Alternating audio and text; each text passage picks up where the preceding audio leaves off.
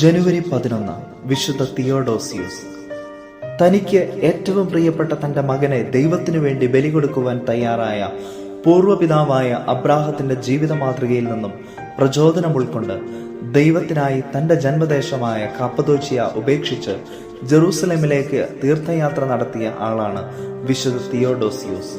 അദ്ദേഹം അവിടെ ലോങ്കിനോസ് എന്ന ദിവ്യമനുഷ്യനെ തന്റെ വഴികാട്ടിയായി തിരഞ്ഞെടുത്തു.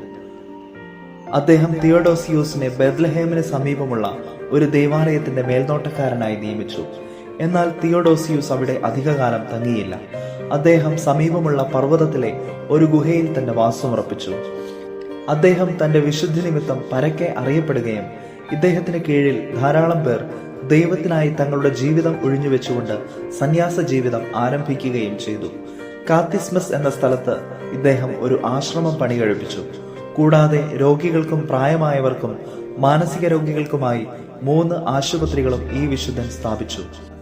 ക്രിസ്തുവിന്റെ ഏകഭാവം എന്ന വിശ്വാസരീതിയായ യൂട്ടീക്യൻ വിശ്വാസരീതി സ്വീകരിക്കാത്ത ക്രിസ്ത്യാനികളെ അനസ്താസിയൂസ് ചക്രവർത്തി അടിച്ചമർത്തിക്കൊണ്ടിരുന്ന കാലത്ത് വിശുദ്ധ തിയോഡോസിയൂസ് പാലസ്തീനായിലുടനീളം യാഥാസ്ഥിതിക ക്രിസ്തീയ വിശ്വാസരീതി പ്രചരിപ്പിച്ചു.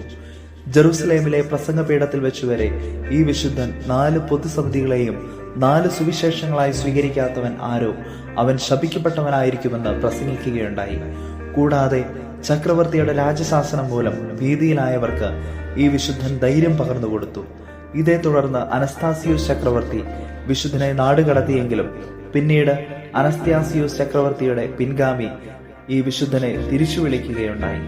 105-ാമത്തെ വയസ്സിൽ മരിച്ച ഈ വിശുദ്ധന്റെ അന്ത്യകർമ്മ സമയത്ത് നിരവധി അത്ഭുതങ്ങൾ സംഭവിച്ചതായി പറയപ്പെടുന്നു. നമുക്കും വിശുദ്ധ തിയോഡോസിയൂസിന്റെ മാധ്യസ്ഥ്യം തേടി പ്രാർത്ഥിക്കാം.